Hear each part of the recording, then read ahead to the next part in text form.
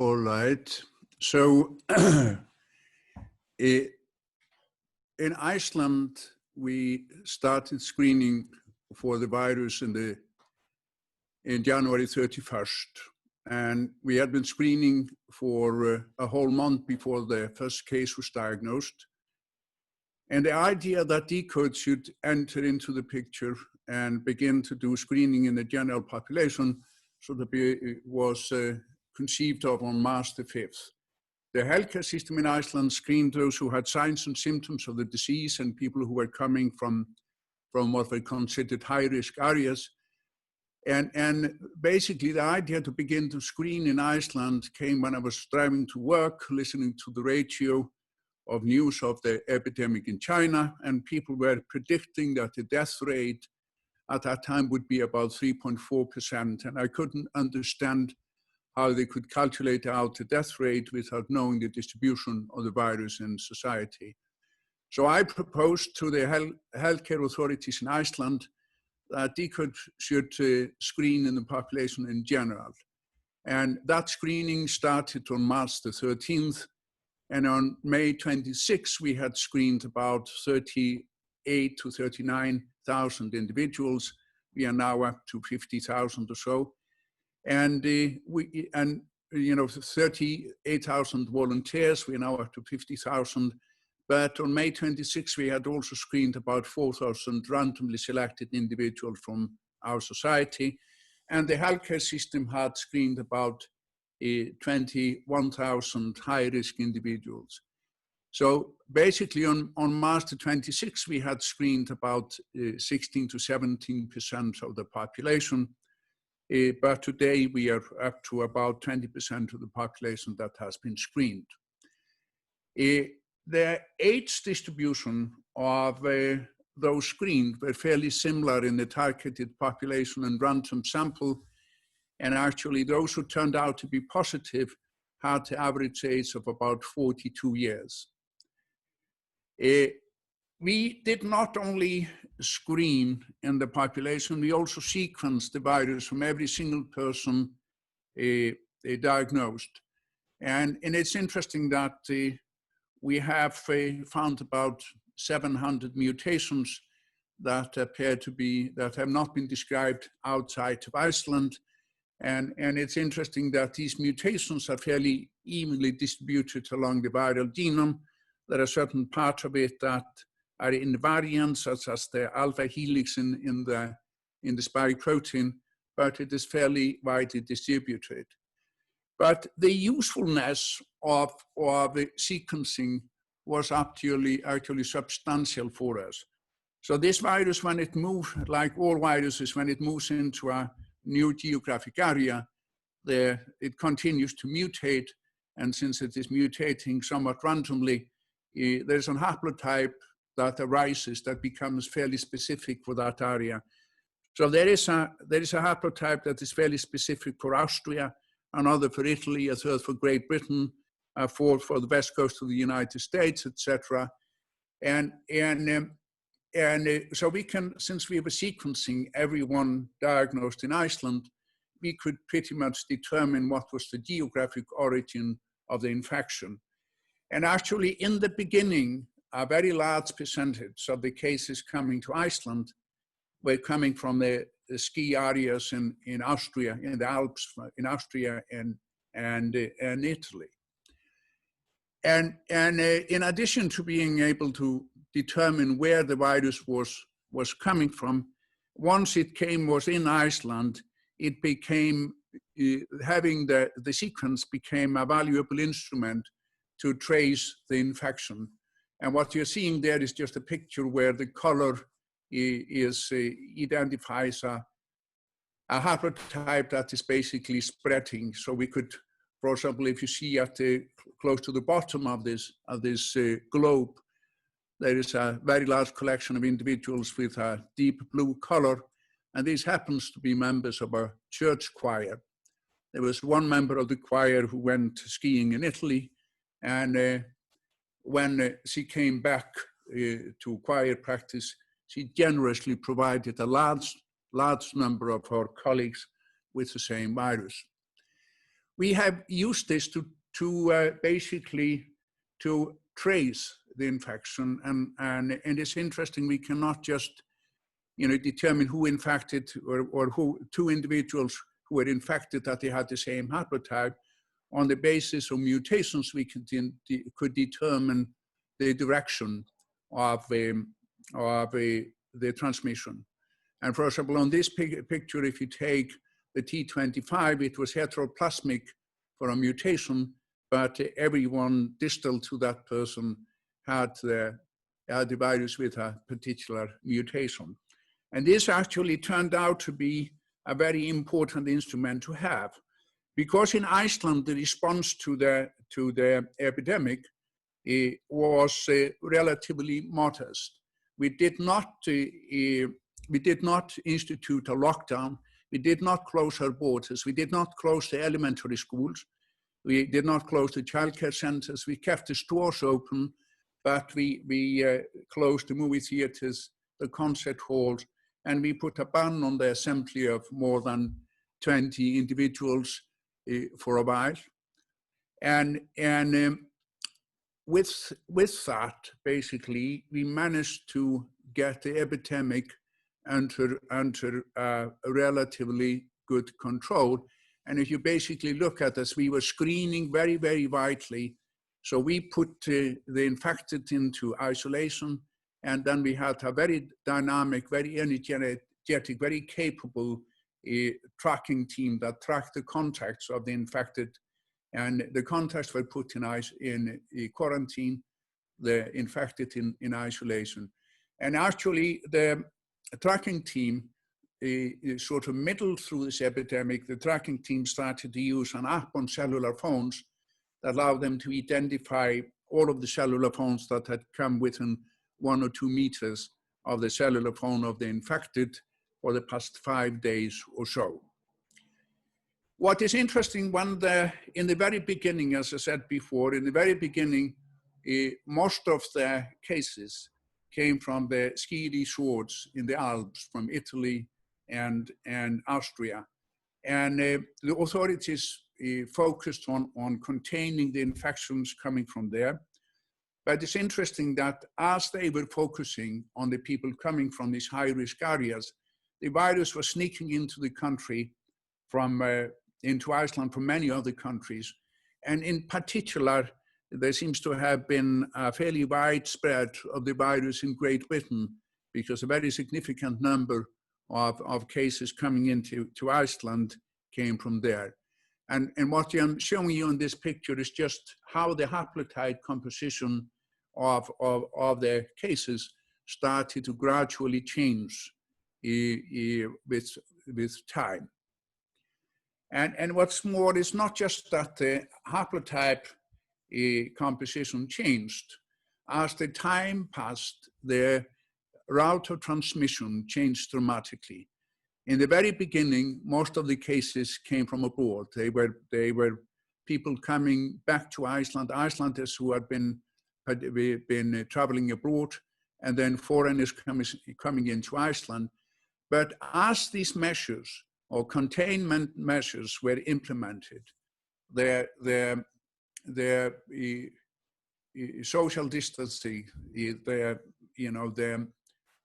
ban on assembly of a large number of people, actually the universities and et cetera was closed down, and actually it turned out that most people started to work from home. And as this happened, the transmission pattern changed, and in the end, by March 30th, most of the transmissions were within families. So it basically was absolutely clear on the way in which the transmission pattern changed that the containment measures were working.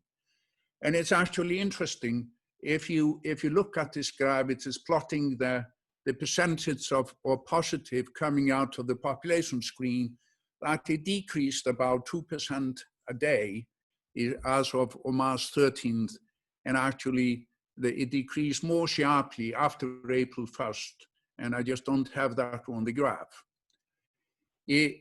And so one of the questions that has been coming up, and one of the things that has been hotly debated is the wisdom of keeping schools open versus closing them. And in Iceland, the authorities decided to keep the elementary schools open and keep the childcare centers open. And one of the motivating factors there is a very large percentage of the healthcare workers in Iceland who were actually attending to patients in the hospital and elsewhere have children at the age that they are in elementary schools and in childcare centers. And actually, one of the things we did is that we took everyone in quarantine, people who had been quarantined because of a contact with the infected, and we asked the question, what is the probability that children will get infected in quarantine versus adults? And it's absolutely clear that children had much less tendency to get infected in quarantine than the adults. And actually, we screened the people within quarantine. We looked at, we corrected for the number of infected, for the viral load and things like that, and it held up. And what is more, we asked the question, what is the probability that a child will infect adult versus adult will infect a child? And it is much more likely that an adult will infect a child and an adult, in spite of controlling for things like, viral load, etc. So it looks like children are not only less likely to get infected when they're at high risk or are classified as high risk and put in quarantine, they are also less likely to infect others.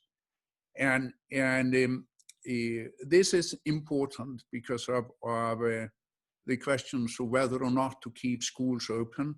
And it turns out that even though the premises used by the authorities in Iceland that made them keep the schools open because they needed their staff in the healthcare system, that it turned out to have been probably wiser choice than they believed in the beginning, because even though the children get infected, they are less likely to get infected. And even though children transmit the virus, they are less likely to transmit the virus than the adults.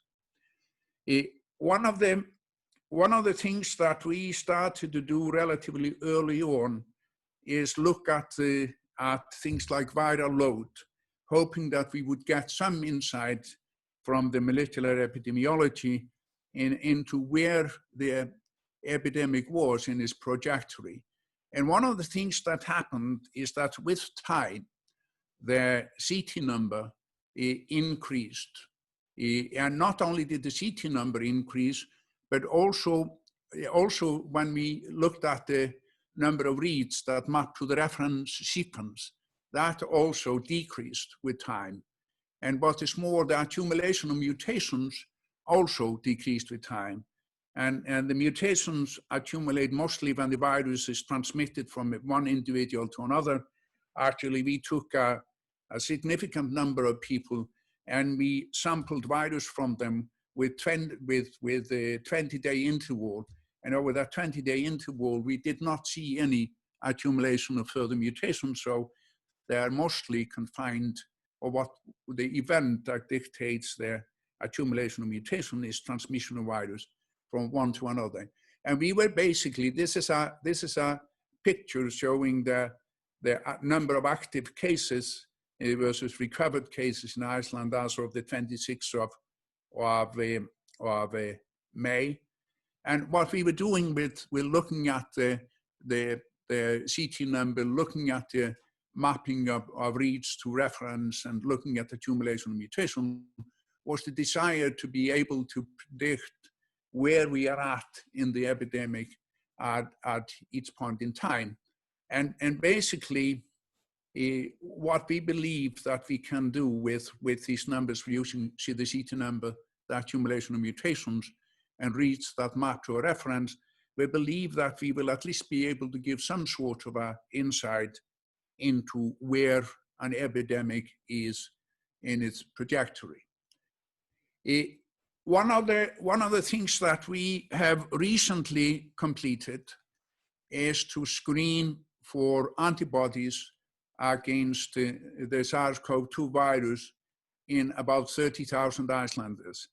And we have looked at a very large number of assays. We have looked at basically 6 assays for the virus. We have used the Roche assay. We have used a Chinese assay that is specific for the receptor binding domain of the spike protein, the Roche assay against the nucleocapsid protein. We have another European assay against the spike protein, etc. And basically, when we look at a couple of these assays, more than 90% of those who have a qPCR diagnosed disease have antibodies against the virus. We looked at about 1,000 sera from 2017, and in these assays we see no positive. So these assays seem to be fairly specific and reasonably sensitive. And then if we look at the population in general, about 1% of those who were not diagnosed and not in quarantine are antibody positive. So it looks like about 1/3 of those who came in touch with the virus, those who were infected by the virus, were diagnosed with PCR and remain sufficiently asymptomatic to avoid the healthcare system. So it looks basically like 2/3 of those infected remained fairly symptom-free or sufficiently symptom-free not to seek help from the healthcare system. But you have to keep in mind that this is at the time of the year when the common cold is very common in Iceland, and as well as all kinds of flu-like disorders. But nevertheless, at least 66% of those who became infected did not seek help from the healthcare system. When we looked at those in quarantine who are classified as being of high risk, were put in quarantine because considered to be high risk, 2.3% of those are positive for the antibody. And it's interesting, the older you are, if you get infected, the higher your titer. I think that is particularly interesting. The older you are, the higher your titer, because it breaks a little bit the sort of the rule that when you get older, you become a little bit less brisk responder to a vaccine. Males have higher titer than females. Children have lower titer than adults. And the sicker you get, the higher the titer, which I think is also a particularly interesting.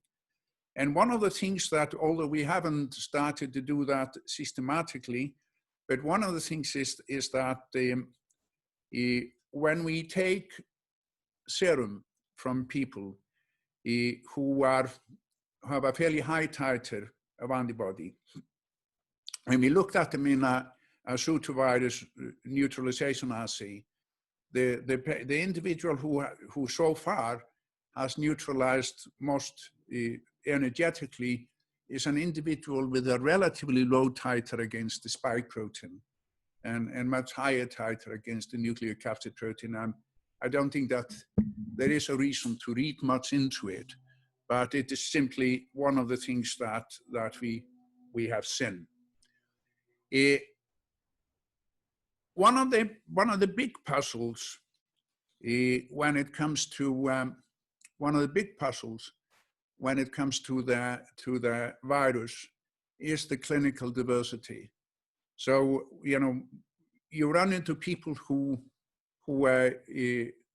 describe this as a mild cold, and then you have those who end up in intensive care units and get intubated. And on the top of that, 66% of those who have gotten infected in Iceland are asymptomatic to the extent that they don't seek help from the healthcare system.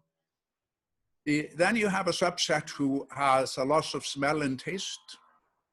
Women are less likely to get infected and less sick when they do. And we have examples of or several examples from our material of the spouse who gets sick and the husband or the wife do not get infected even though they have spent time with him in isolation. And children are less likely to get infected and less sick when they do. And this is one of the big mysteries of this disease, this dramatic clinical diversity. And there are all the mysteries in the clinical diversity. It is relatively easy to understand loss of smell, but the loss of taste taken care of by the 7th, 9th, and the 10th cranial nerves, the nuclei within the central nervous system, is a little bit scary. And also the frequent report of headaches, raising the possibility that the patients may have aseptic meningitis. But then the question is, what is it? What is it that is driving the clinical diversity? I mean, is it the diversity in the sequence of the virus? There are those who have been insisting that there are mutations that have generated different strains of the virus, this D614G mutation, but we see no evidence. Or if you look at the data that exist, there is very, very little evidence in support of the notion that we have strains that differ when it comes to how infectious they are or how serious of a disease they generate. Then it is the question of the diversity in the sequence of the genome of patients. We have put a lot of effort into studying the host genetics, and we have nothing to show for it. There is this one report of 2 variants, one in the region of the blood group genes and the other in chromosome 3, that are definitely significant, but explain extraordinarily small percentage of the diversity. That study that discovered the variant in the blood group gene regions and on chromosome 3, we're looking at the difference between those who have a mild disease and have serious disease. So they were not looking at the variants that associate with risk of getting infected.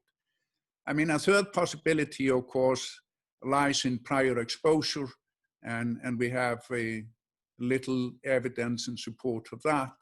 And then it is the possibility of just a combination of 3. But what I can basically tell you as of today. Kári, it's a 2-minute warning. Today, we have basically a country that is fairly free of infection. The country was opened basically for tourists on Monday. Opened in the sense that people don't have to go into two-week quarantine. They are screened at the airport. We have taken in a few hundred, probably 1,500 individuals since Monday. We have found 4 of them positive, but 3 of those positive have had very high CT numbers and turn out to have antibody against the virus, so they are treated like they are safe. Only 1 individual has had a really large viral dose with CT numbers in 18 and 19. And he was coming from America through Copenhagen. But the picture I like to show is this one, which I think, when it comes to its beauty, far outweighs Mona Lisa. It is the way in which you want an epidemic to go. And that was all I was going to say today. Thank you, Kári. That was a wonderful talk. Looks like we have a question from Darcy Kelly. Darcy. Thank you. It is so great to have real data. I wondered if there was any plan to screen young adults. In the United States, the universities and for the undergraduates and then the PhD programs particularly in science where people work in labs, are struggling with the question of balancing virtual instruction and allowing people to reconvene. And young adults, of course, the undergraduates are notorious for disregarding risk. The PhD students are somewhat better. I wondered if you had any data from Iceland on those age groups. We have screened 20% of the nation with the PCR, and we have certainly in those 20%, there's a lot of teenagers and young adults. We have also screened for antibody in 30,000 people, and among them a significant number of teenagers and young adults. And basically, if you look at the percentage of positive, there is sort of a linear increase from very young age up to 20 years of age. So people under 20 years of age seem to have less tendency to get infected, and they certainly have a less tendency to become seriously ill. But basically in Iceland today, even though the authorities are recommending social distancing, people are disregarding it a lot. And I think it is going to be a very exciting few weeks now when we are trying to monitor by screening at the airport. And you know, first of all, it's going to put the PCR test to the test, all right? How sensitive is it? How many are going to slip through? But, you know, it's an experiment. It's a very interesting experiment. And we have a question from Ivalo Ivanov. Ivalo, can you hear us? Yes, can you hear me? Yes. Yes, hi, Dr. Stefánsson. I have a question. How do you explain the low percentage of mortality in Iceland? And also, what is the percentage of severe disease in the infected people? Is that lower than everywhere else? And how do you explain if it is? How do I explain the low mortality in Iceland? Yes, the percentage. We Icelanders don't like to die, that's all. But it's very low compared to, even though infections are low, it's very low. So I just... You know, you see, the reason for that, I think, is that we protected our elderly extremely well. We put there was absolute ban on visiting elderly people at nursing homes, etc. So I think that